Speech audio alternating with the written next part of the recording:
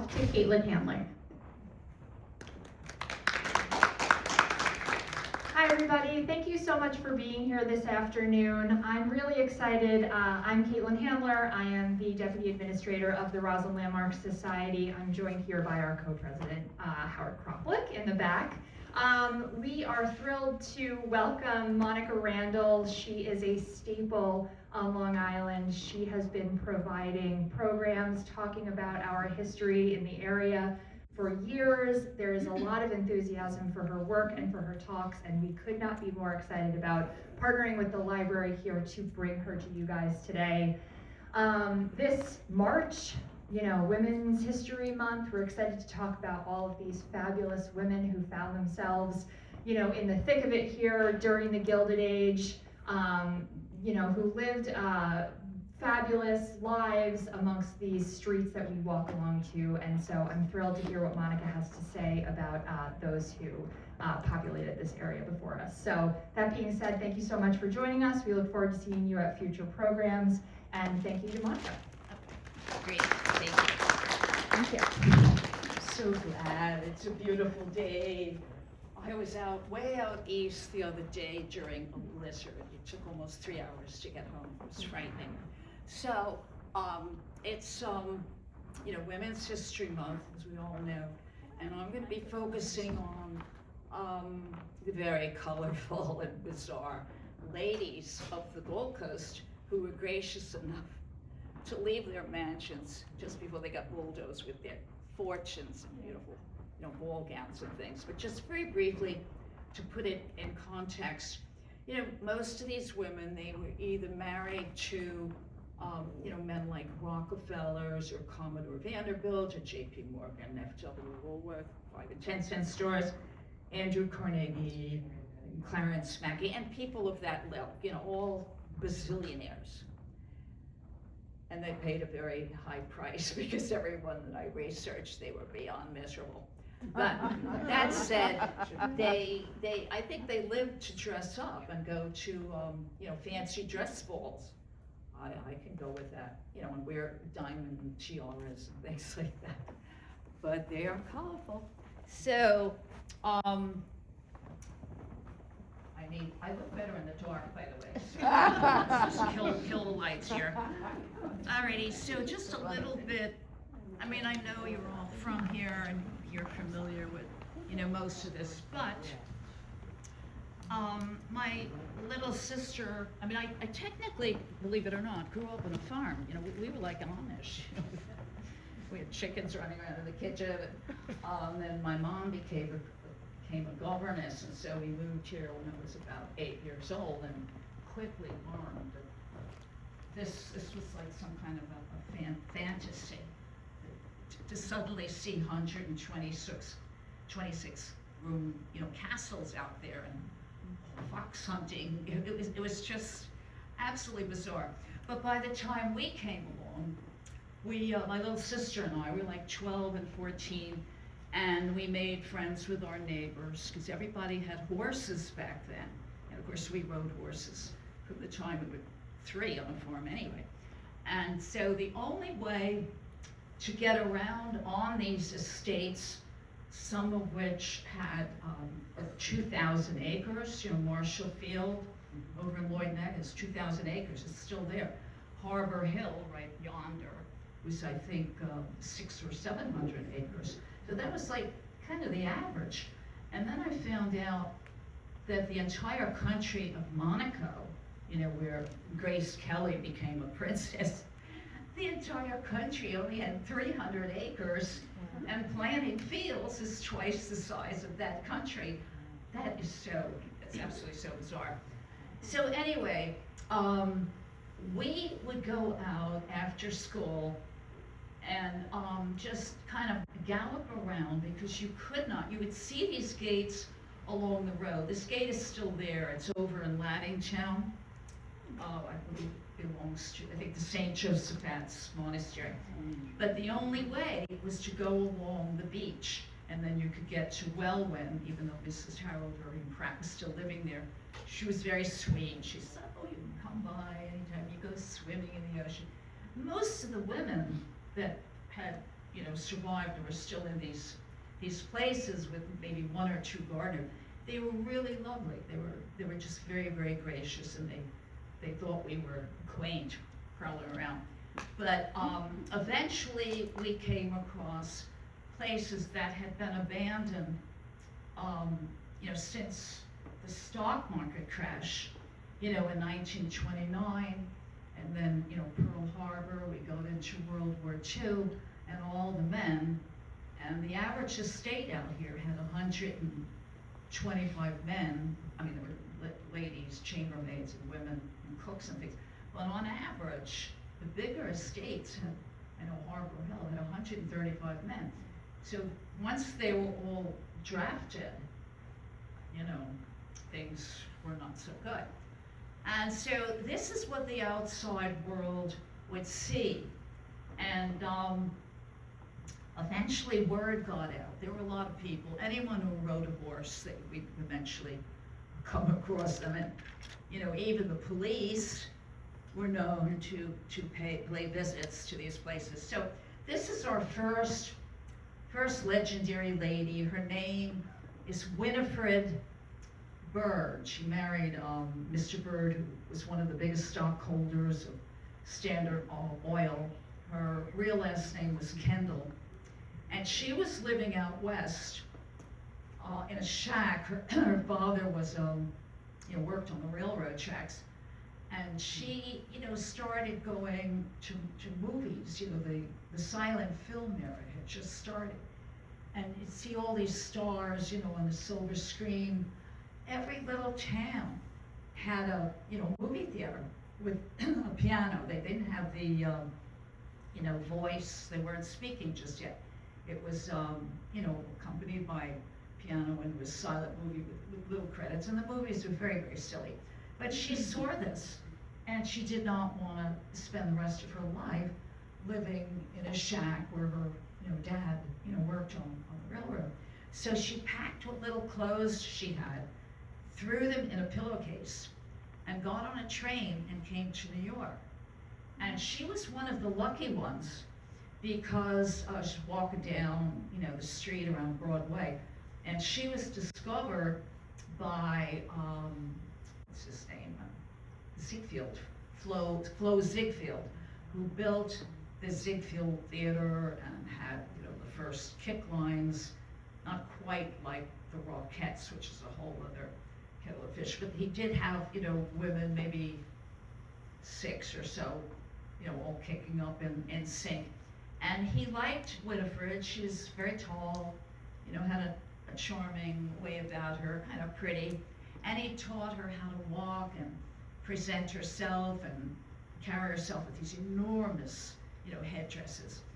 And she was happy as a clam. She just thought, oh my God, I'm making my own money, I have my own apartment, and I can buy anything I want.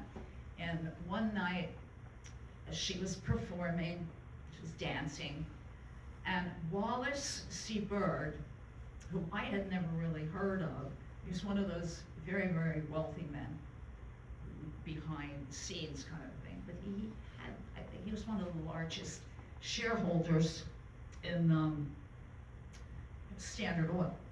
So his worth, someone thinks about 200 million, which is a lot of money back then. So he took a fancy to Winnie, and he had one of the ushers send her some roses with a little note saying, he found out her name. He says, would you be so kind as to have dinner with me after the show? And she couldn't care less. She told the usher, I love being on the stage and making my own money, and I don't want a man in my life. So the following week, Wallace went back with a string of pearls, and the same thing, would you do me the honor of having dinner with me after the show? And she still said, no, I'm not interested. Now, one of her co-workers, pulled the curtain aside and said, Winnie, shape up. Get with the program. She said, do you know who that is? And, she explained. And so the following week, she agreed to have dinner with Wallace Bird. And the following week they got married. I'm being silly. It was more like 3 weeks. But he promised her, I mean, she had to give up dancing, I wouldn't have. And he said, you will live like a queen, you know, in Oyster Bay, have this 60-room palace, and we can have parties, and we'll have all the film stars, because back then, before Hollywood existed, all the silent films were made in Astoria, Queens. So people like W.C. Fields and the Marx Brothers and Charlie Chaplin, they all had mansions over in Great Neck and Sands Point, which I didn't know. I thought that was very interesting. I mean, they were, you know, the top of the heap with that. And of course, they went to all the parties. And so Wallace and Winnie were having a grand time. I heard they had a very, very good marriage. They didn't have children. He collected antique cars, the most expensive cars in the world. You know, he had a Hespana Suiza that had belonged to some king of some country. It was worth, at the time, $100,000, and Bentleys and spare cacks. And I saw them all. They were all lined up in the 22 car, you know, garage with mechanics living in apartments on the second floor. So he just loved his cars. But he also had a plane, a private plane, which was, you know, single engine, very flimsy, something like what the Wright brothers. It was not a very safe plane. And they had a 40-room log cabin mansion up in upstate New York in the Catskills. And then they had a mansion in New York, you know, a townhouse, of course. So he was flying his plane up to the Catskills when a thunderstorm broke out. And he was flying over the Hudson River at the time, and lightning hit the wing of the plane, and unfortunately, he was killed, you know, when the plane crashed. And, you know, when he was, you know, just devastated. And they were lucky they found his body, because if you ever tried to swim in the Hudson, which I did, I didn't know that the current, you know, the current will just, it's like an undertow. But his body got wedged in the rocks, and so they had the funeral in this room. They carried the coffin out the front door, and she left everything behind. She took her jewels. She did. She had about $8 million in jewels that he had given her. But you know, all the sawn rugs and the crystal chandeliers. There was a little Rembrandt, just a sketch. You know, I don't know, just about 7 inches in the library. I didn't get to see it because by the time we came along, because this accident happened in 1940, so my sister and I, we didn't, oh my gosh, it was like the late 50s by the time we discovered it. And so she had what they think was a nervous breakdown, and she had to live at Doctors Hospital in New York, and she was allowed to go out at night. She could go to the theater and all these restaurants like El Morocco's and nightclubs and things like that, but she had to be escorted by her husband's, you know, former associates. And it just didn't seem like she was ever going to recover. But the psychiatrist, I don't know if they called them that back then, the therapist, he saw an opportunity, and he started giving her funny drugs. They don't know what. It might have been laudanum, which was over the counter at the time, and he kept giving her more and more and more of it. And finally, when she didn't even know her own name, he said, "Here, sign this." And she signs the mansion upstate. This was called Farnsworth. It's right across the street from the Planting Fields Arboretum on Planting Fields Road. Parts of it is still there. And the mansion in New York, and he got all the jewels. The total of everything, I have no idea. And then he immediately injected her with a massive dose of morphine, and she was dead in 10 minutes. Now, what's fishy about all that is Everything. They had no family. You know, they didn't have children. or anyone who, you know, they had business associates, but no one thought it odd that the psychiatrist, you know, inherits everything, and put himself in charge of the funeral, because he had her buried without anyone's, I'm sure everybody has family somewhere. But a lot of people got suspicious, you know, the people who knew her, they had a lot of friends, and they were saying, hey, wait, would she give everything to the doctor, you know? And so after a number of years, it was sometime in the 50s, they exhumed her body and found that she had been murdered. And of course, by then the forensics had gotten even more, you know, accurate. But in the meantime, oh, and this Dr. Savoy, it was a murder trial. It was big a deal at the time as the O.J. Simpson case. He was convicted of murder and given life. Frankly, I think he should have been hung. But this is her bedroom. You know, we just thought this was, oh my God, we just felt like we were living in some kind of a movie fantasy, you know, the ultimate haunted house. And the house wasn't haunted or anything, but can you imagine wandering into a room, and they had a canopy bed, it was made out of carved crystals, little swans and things. If we could, we would have taken it. You know, we couldn't, we didn't have, it weighed a ton. But the gowns, now up in the attic, this is just one room. A lot of her gowns were on, you know, ropes, but the really, really good ones were in steamer trunks, like the kind you would see on the Titanic. They were very preserved because it was airtight. A lot of these, you know, rats and mice nibbled on them, but you try to picture in just one house, you know, you'd have like 20 times this much, plus the hats and the ostrich feathered fans and all the little rhinestone tiaras and costume jewelry and all the little shoes and oh my God. So, you know, within a short time, I started driving. My dad, you know, had a General Motors dealership.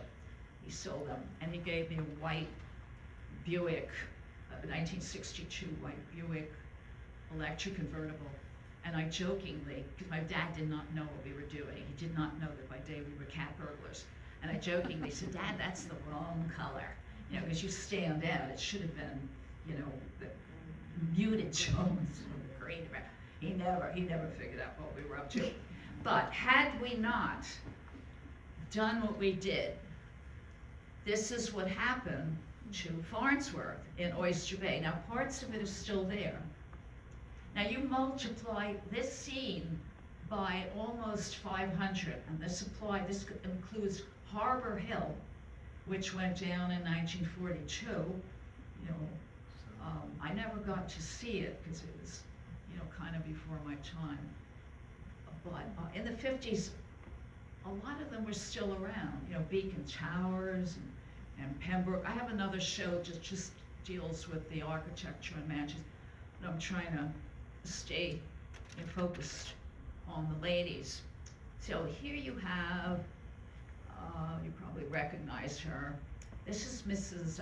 Katherine Mackay. She married Clarence Mackay, who owned everything. He owned copper mines, American Telephone and Telegraph, other investments. He was worth about $300 million at the time. Awful lot of money. I know his granddaughter. Is Posey Heisek in the room? I want to make sure she's not here. She showed up in Seacliff last year, and I was doing this program, and I said something, it wasn't terrible, she was very upset with me. She's 98 years old, the granddaughter of Catherine Dewar. Now, Catherine Dewar was, actually what I said was that she was the most pretentious woman. I mean, I never met her, but she was gaga over royalty and that kind of thing. And the gown she's wearing, this is a $10,000 Charlesworth gown, and she had the jewels replicated from Queen Victoria's jewels. These are exact replicas. I mean, when she's out walking the dogs, she would dress like this. It's not like she's getting ready. I mean, she was thrilled. So she was an opera singer, not at Carnegie Hall or anything, but on Broadway shows. And she was from the Bronx. And some people would look down their nose at that, but maybe the Bronx was different at that time. I doubt it, but whatever. So she had 3 beautiful daughters. And I think maybe in the back of her mind, when she heard that the Prince of Wales was coming to Long Island to attend a horse show over in Jericho, she had the butler and her private secretary write an invitation in calligraphy, and it said, now I know this because I know the daughter, and the daughter, she showed me the little, wait till you see this. It said, "Your Royal Highness, you are cordially invited to our humble abode, for dinner with some friends and family." It sounded very humble. And he accepted, he RSVP'd that invitation, and she was out of control. She was like, oh my God, what are we gonna do? And she hired everybody. She hired electricians and set designers and all these engineers. Anyway, you're gonna think I'm making this up, but the New York Times covered the whole thing. Okay, so here is their humble abode, right next door, built in 1904 by Stanford White. And I would have killed to have seen it. It's just the ultimate of any of them, really, just sensational. And so to the west, those gardens were replicated from the gardens at Versailles, Marie Antoinette's, and also Empress Josephine's at Malmaison. You see all the little portières and little reflecting pools. So now, the party. They really had to do something. I'm just looking at them. I always forget something. Okay, so the first thing they did was they hired electricians to construct a replica of the American flag that had to be 150 feet long, all wired up with red, white, and blue lights. And they somehow rigged it up on top of that mansard roof. So it was flashing red, white, and blue. And you could see it all the way to Connecticut. That little decoration was $150. $150,000. Then they hired Paul Whiteman and his orchestra. They set up 2 Ringling Brothers circus tents, pink and white stripes, one in the front, one in the back. They had Rudy Vallee singing in one. They had Enrico Caruso, the great Italian tenor, in one. And who else? Oh, they had Rudolph Valentino doing the flamenco tango out on that loggia, that veranda. And did anyone ever hear Rudy Vallee sing? I heard I saw a movie recently. He sounds like Alvin the Chipmunk. I don't get it, but Enrico really, he had extraordinary talent. So another thing they did to put people in a romantic mood was they filled the reflecting pools with Chanel No. 5. Wow, my favorite. Not the entire, they dumped in maybe 2 gallons of Chanel No. 5, I was told, to put people in a romantic mood. So if they were walking around in the garden, because it was all lit up with, arc lights and things, and, they had hedgerows, and I remember hearing that the hedgerows, a lot of people would get, frisky, that, they would become amorous because they smelled Chanel No. 5, and they would go into weird things with other people's husbands or wives. That was very common, even in the 80s, that kind of thing was still going on. But anyway, I don't know if it actually took place, but that was the idea. They had a fireworks display from a barge. That did go on until 12 o'clock. And what else? I don't know if I could see this right. Oh, did I mention that they invited 2,000 people? No. You know, humble abode and a couple of friends and family. So, of course, it was a very formal sit-down dinner with wine stewards and butlers and things. And when you sat down at your seat, everybody got a little blue, a Robin blue box from Tiffany's. And the ladies each got one of these little tchotchkes. This is not from Woolworths. It's a 24-karat gold little bow with studded with itsy bitsy little diamonds and rubies and emeralds. Nice. I'll pass it around. I got this from the granddaughter. And the men got a cigarette case or a cigarette lighter with the Prince of Wales coronet, you know, on top. Excuse me, Sounds was very this nice. Edward the Eighth? Now, Wales. the food was catered by Delmonico's, which was like Maxime's in Paris. It was supposed to be the best restaurant. And this party took place September 24th, 1924. So what's going on in 1924? Caruso couldn't have been there, he was dead, 21. It's Prohibition. Prohibition is going on in 1924. You got 2,000 thirsty guests. I mean, at the time, one bottle of champagne cost $100. And then there's gin and bourbon, and I don't drink, so I don't know what. I think gin, I read that gin was very popular. So they had to get on the phone. Catherine got on the phone, and she called every sleazy, I mean, these were degenerate men. So she called Dutch Schultz, Waxy Gordon, All the gangsters. Legs Diamond, Arnold Rothstein, who was the real character, you know, in the Gatsby book. I forget what his fake name.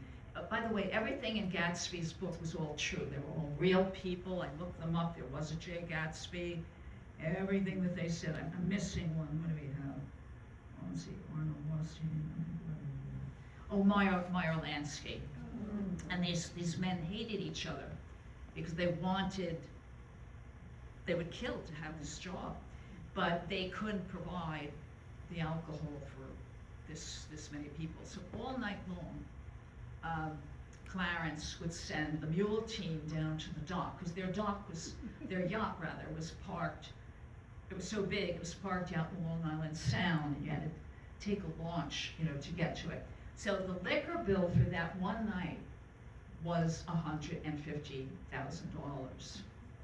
So I know I'm forgetting something, but finally the Prince of Wales showed up at 10 o'clock with his entourage up to, you know, the front door, and he's looking around at the American flag flashing red lights on the roof, and, you know, Valentino fandangoing around, and everyone, you know, carry on, and, you know, Paul Whiteman with his orchestra, they're all doing the Charleston probably, and he, from a witness, not the granddaughter, because she wasn't born yet, really, I don't think she could be, and he has this face, this look of disgust, that he thought it was the most ostentatious, vulgar display of American money he'd ever seen. Not that they don't do things in a fancy way over there, my God. And he walked in the front door, walked out the back door, grabbed a couple Ziegfeld girls that were performing, and went down to the boathouse and played cards. And they never met Clarence Mackay's three beautiful daughters. Now Ellen, I think she was the youngest, she married Irving Berlin. No. He was a great composer. But because she married Irving Berlin, she was disinherited, you know, because he was Jewish. But they ended up having the best marriage. Irving Berlin lived to be 101 and was still writing music. They had 3 children and were very happy. So it kills me that I never got to see Harbor Hill. I think we're right on that property, maybe. You know, we might be. I mean, it was 600 acres. I mean, but the church is probably still there. Whatever. It went down in 1942. Somebody took pictures of it as a ruin. So now we come to a different, this is a real castle.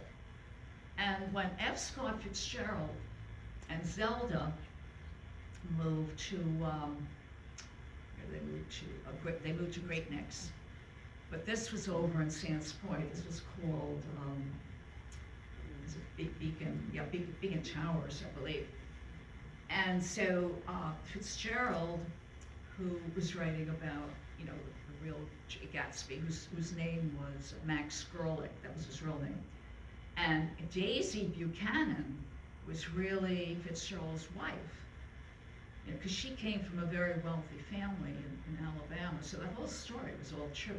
Even the part where in the movie Daisy runs over Myrtle Wilson, that really happened. There was a record of that accident. She didn't kill her, you know, Myrtle Wilson. She just broke her shoulder because, you know, those cars, they only went 25 miles an hour, and you were allowed back then.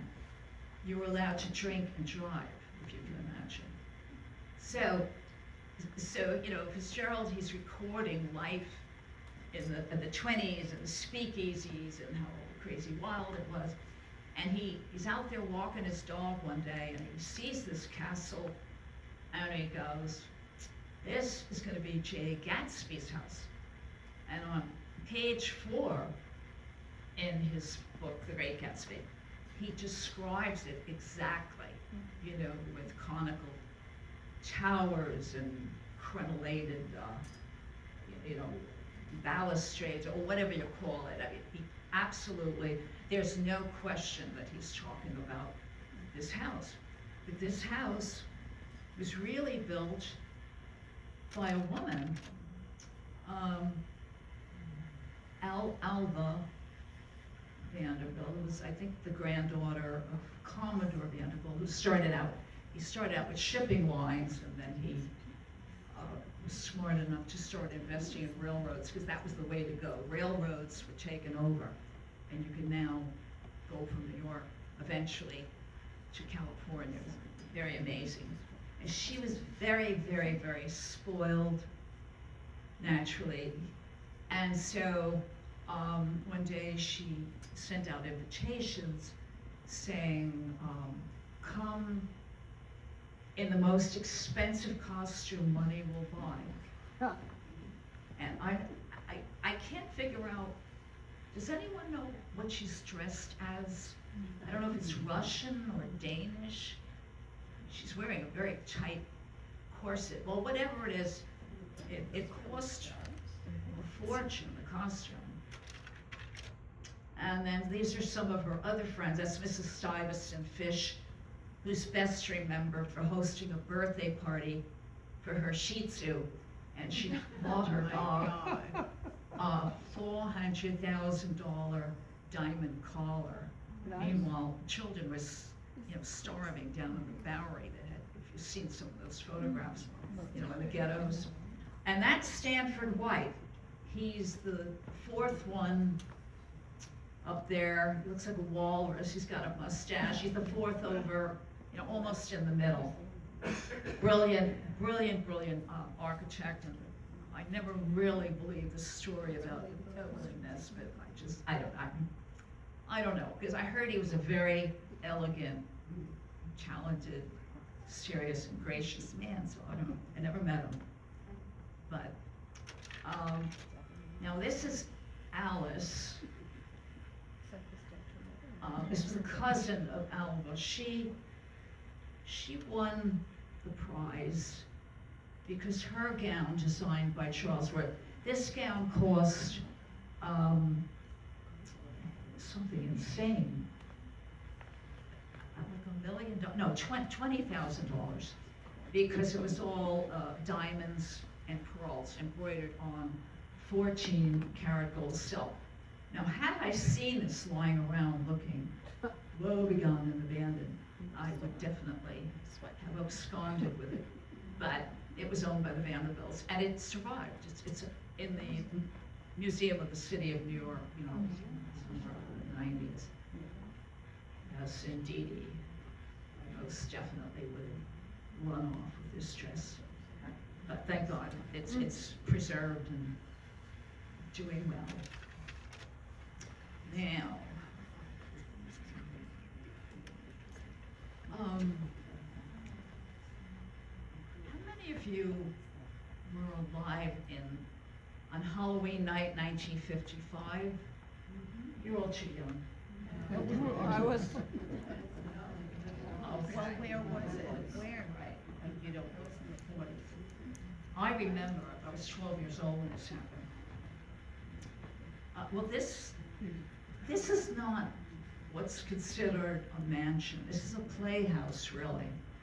It's part of a much larger estate. Now, there were 36 of these playhouses, and the reason they built them was if you have a big mansion, you know, with 100 rooms, and you invite 50 people for the weekend, and God forbid it rains, what are you gonna do? So you had to have an indoor tennis court, an indoor swimming pool, a bowling alley, a squash court, a gymnasium, a training ring, because a lot of people brought their horses to, you know, for the weekend, and they were huge. I mean, this was actually built by the Woolworths, but it was purchased in 1945 by Billy and Ann Woodward. They keep making movies, you know, last year, Capote and the Swans, and I don't own a TV, so I didn't get to see it. But this is Ann Woodward. She's very beautiful. She met Billy Woodward at the, I think it was at El Morocco's. And even though she was from the wrong side of the track, she was from Kansas, and she came to the Gold Coast somehow. She's very beautiful, and she became a radio actress. She would read murder mysteries on the radio at 50 Rockefeller Plaza, you know, the skating rink. All broadcasting went on from there. And she was at El Morocco's one night, and she met Billy Woodward, who's from an old banking family worth millions and millions. And they supposedly fell in love and, you know, got married very quickly. Now she, from what I've heard, I only met her once. I thought she was very nice. She was so bedazzled by the life out here. You know, every other minute, any given weekend, there'd be half a dozen masquerade balls and parties going on, and boating regattas, and I have another show that's just about the parties. It's just hard to comprehend how they entertain themselves better than Hollywood. So here she's at a costume party. They would go on safaris in Africa or wherever, and that's Anne in the middle, and that's Rita Hayworth in the lower right corner, and the Ali Khan, who is something of a womanizer. I don't know who the other couple is, but this was their life, you know, going on exotic trips by yachts the size of the Titanic. And well, anyway, one night, let's backtrack. So one night, they were at a party over in Laningtown for the Prince of Wales. This is 1955, Halloween night. The Prince of Wales became the King of England, and then he married Wallis Simpson and was kicked out of England. You know, he gave up the throne to marry her. And they were banished from England, and where do you think they went? They came to the Gold Coast. where everyone was gaga over royalty. So they would move into someone's mansion and just drive them nuts. They would order all kinds of weird food at 3 o'clock in the morning. I mean, they really, you know, ran through some fortunes, and everyone accommodated them. So they were at this party, and then they came back to the playhouse on Berry Hill Road. It's still there. They got home at 1 o'clock in the morning, and at 2 in the morning, the neighbors heard 2 gunshots, like an elephant gun that they would use to kill innocent animals. And it was 40 minutes before anyone said, "What was that?" It sounded like 2 gunshots. You know, it was 45 minutes actually before the caretaker called the police, at which point they had to cover up this indescribable, you know, situation. So, what Billy Woodward did to her, and he was always beating her up. Everyone in Oyster Bay was always beating her up. I saw her once with her jaw wired together. Another time she had a black eye. I have a picture of her at the racetrack with her arm in a sling. He was very abusive to her. But that night, according to the police, because my aunt and uncle, they bought that place. They bought it about 8 years later, and the police would tell us what really happened. So they had to cover it up, what really happened. They moved his body into the hall, and she was told to say, "Oh, a burglar broke in the house. I heard sound. I fired at a shadow." None of that happened. They had 2 children, 2 little kids, sleeping in the next building. I mean, in the next room. No mother is going to fire an elephant gun if her kids are in the next room, you know, because she heard a noise. What really happened was, according to the police, Billy picked up a bathroom plunger and, you know, cracked it so that it was now like a sharp dagger, and he put it in a delicate place. And she was hemorrhaging. She couldn't even call the police. She almost died, actually. She was rushed to Doctor's Hospital. They really was getting transfusion. You don't hear about this part. And the police and everybody else was told, cover it up, make it look like, or they told her what to say. Oh yeah, there was a prowler. He crawled through a window on the 2nd floor. This place was like Fort Knox. The walls were 2 feet thick. There was no cherry tree, like they said. No way to get up to the 2nd floor, you know, to break a window. But they did pay this alcoholic, out of work, a German, you know, would-be gardener. They paid him $10,000 to say that he did break in. But that doesn't make sense, because every room in the house was occupied. You know, it had the governess, the maid, the cook, the butler, the silver polish. Every single room in that house was occupied. Nobody, no burglar ever got in. So, sadly, there was no murder trial. She picked up the gun and fired 2 shots while he was in the shower, and she completely decapitated him.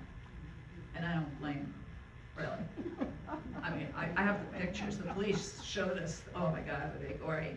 Really, I gave my word I would never show them, so I have to. Jesus.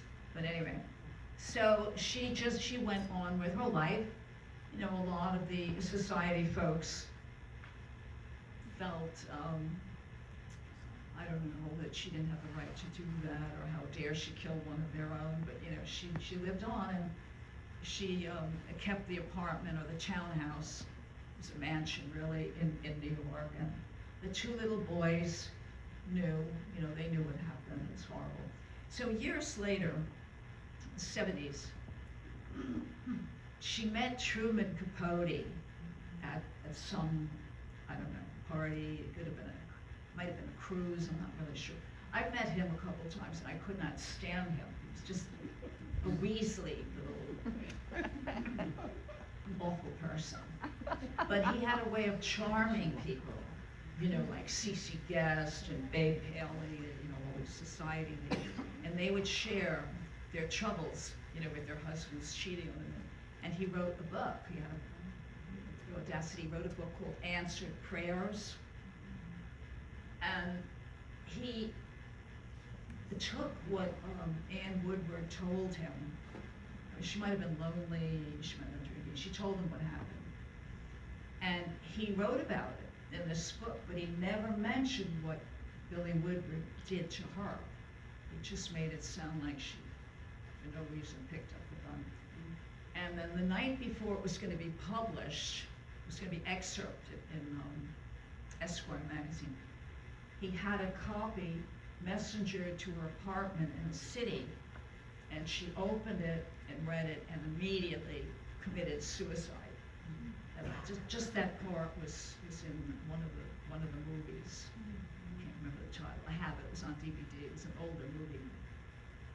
He was just not a very nice person. And both her children committed suicide.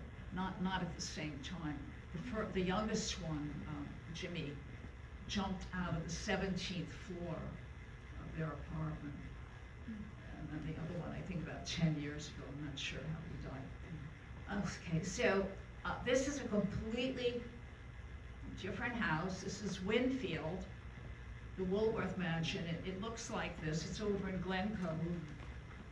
And it was built by F.W. Woolworth.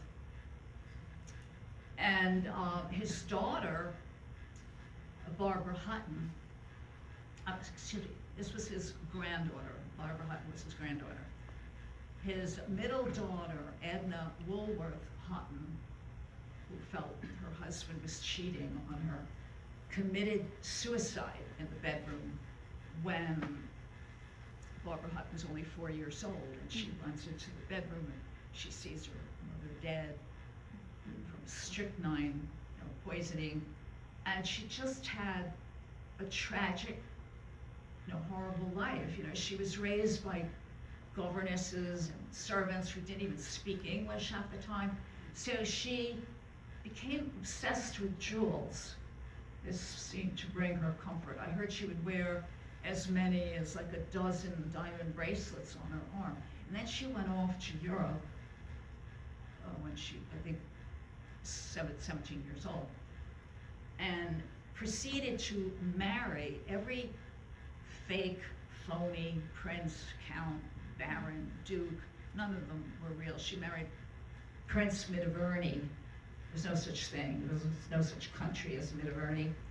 And they were married for 3 weeks.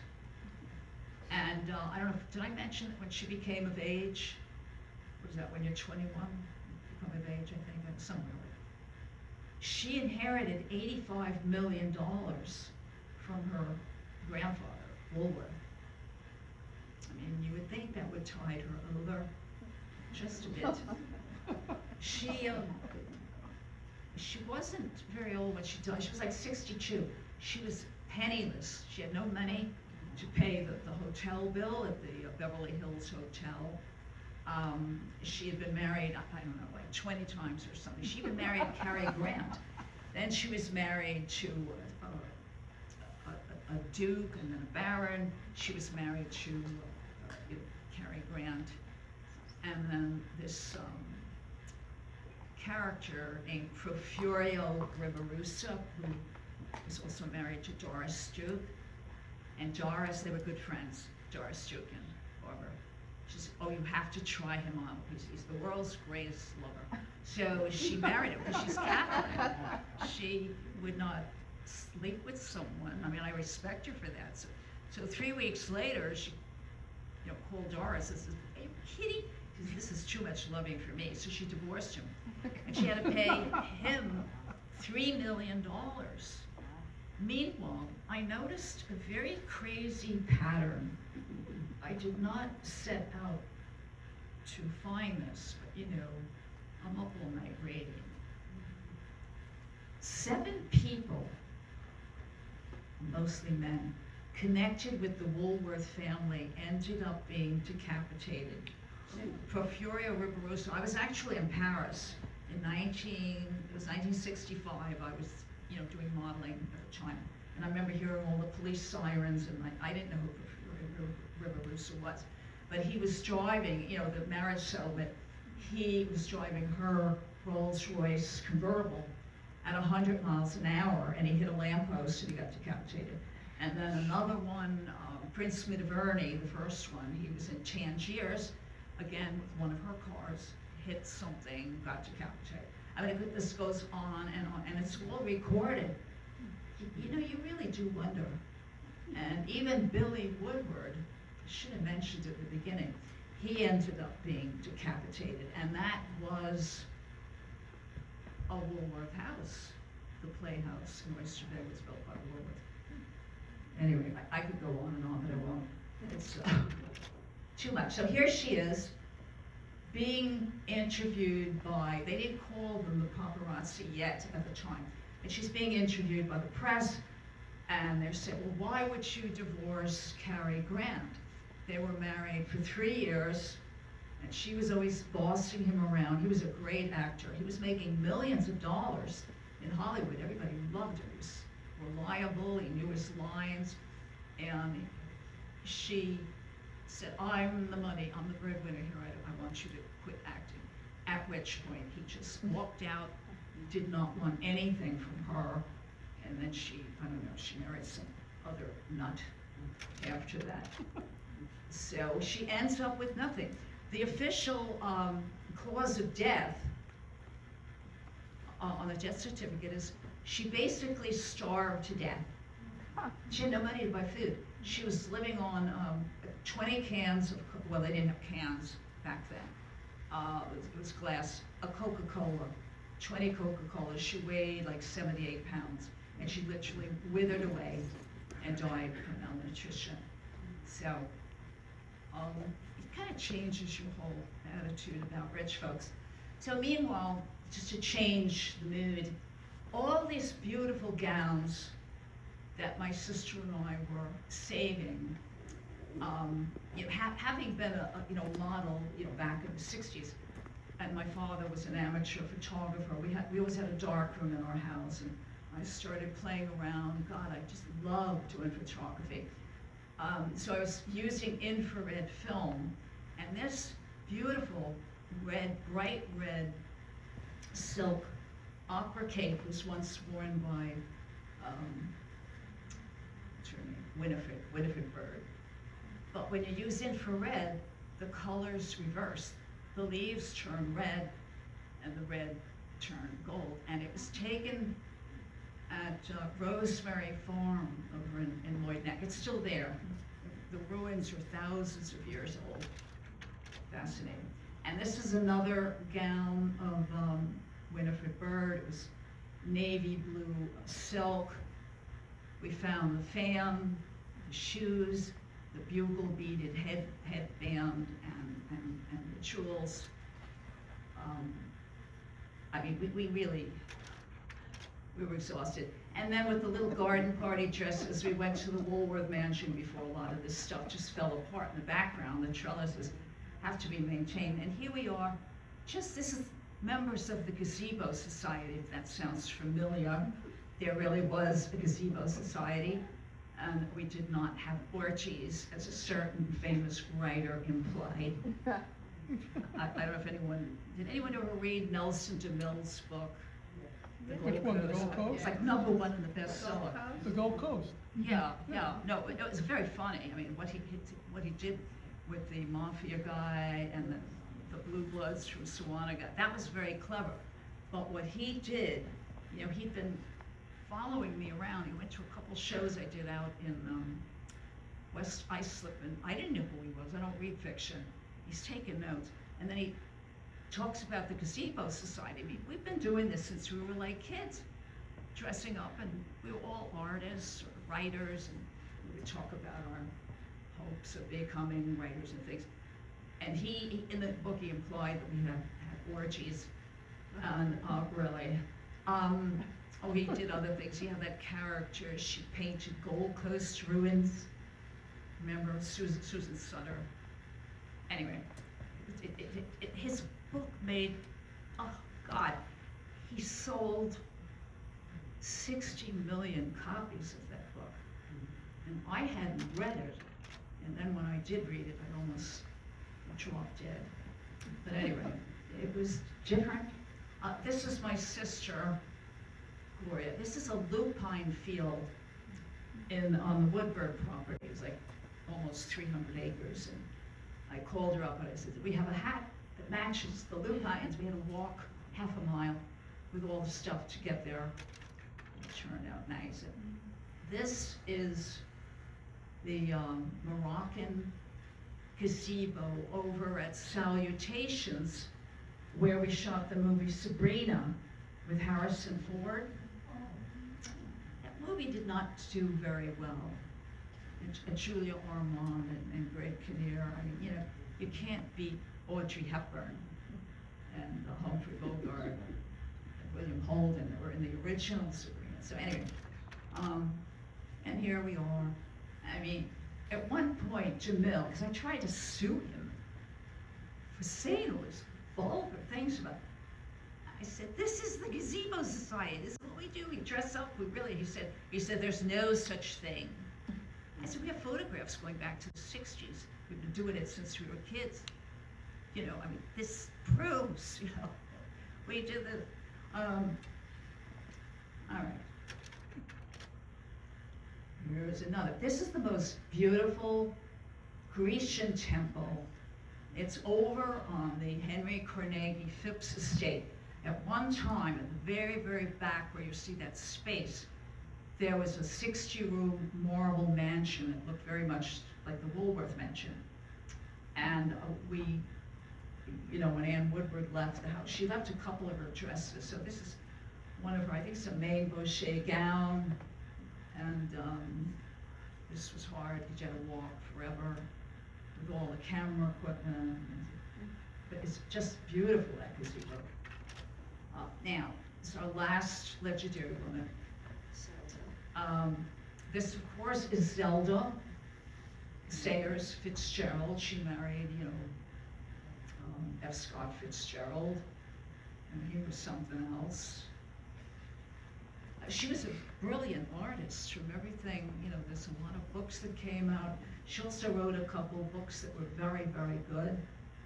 And she painted, and she was also an accomplished ballerina.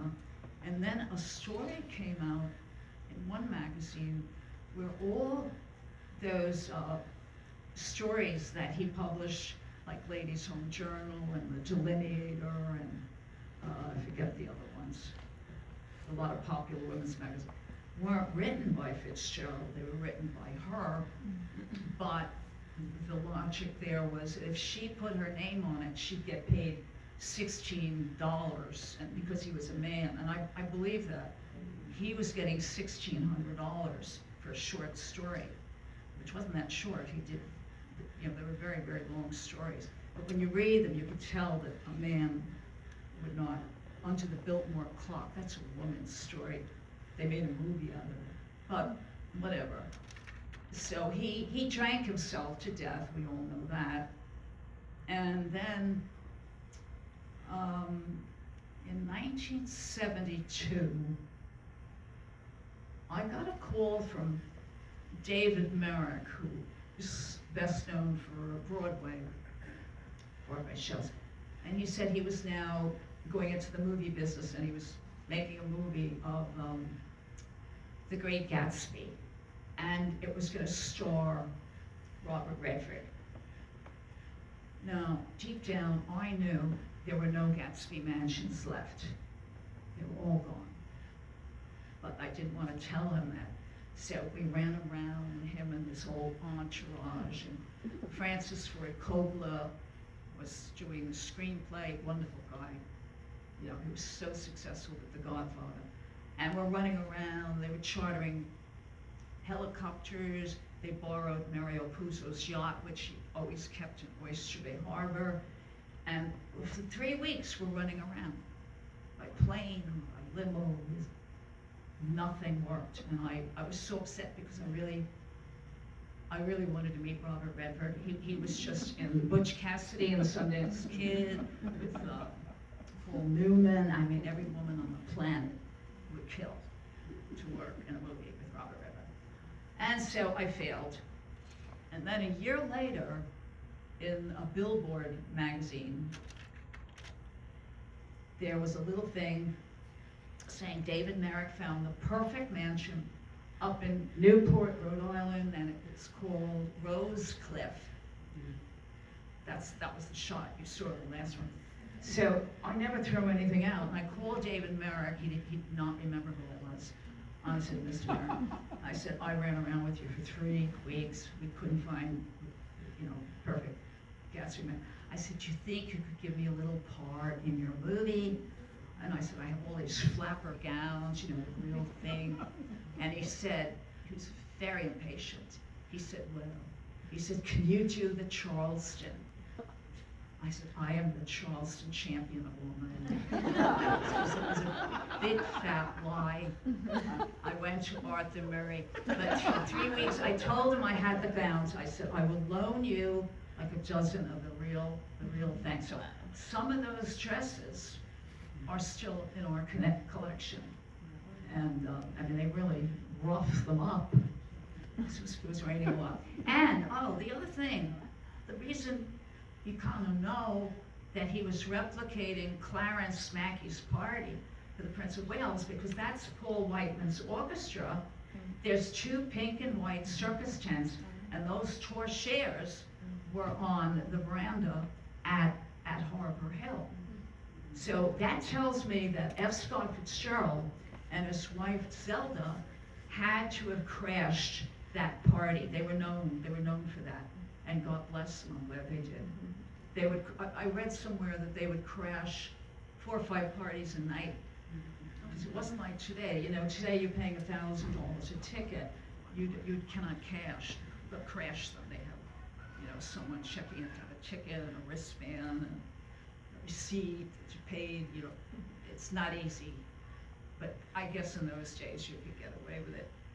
So that is our program on Legendary Women.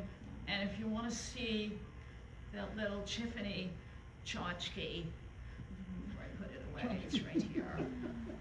So that's it. So thank you.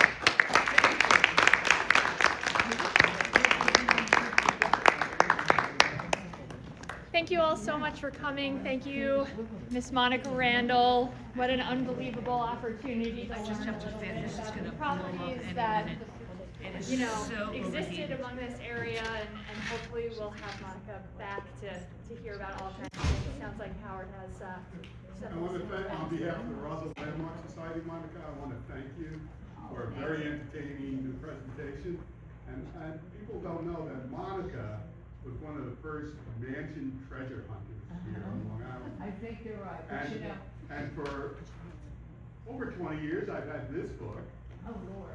The Mansions of Long Island Gold Coast, where she documented all the major mansions here and really saved them. As they were falling down, she went in there and realized that you kind of snuck into it, but she had documents. So this is a really great book, and I'm going to ask Monica if you can sign it. She did an unbelievable job of really documenting. They're probably not around anymore, but the Brookfield Police, we became buddies. They were doing the same thing, and so were some of the ladies from the DAR. They would go to the greenhouses, close to their all these exotic things. That's just greenhouses. The cops were clever. The hard thing was bathroom fixtures, faucets, powder, rich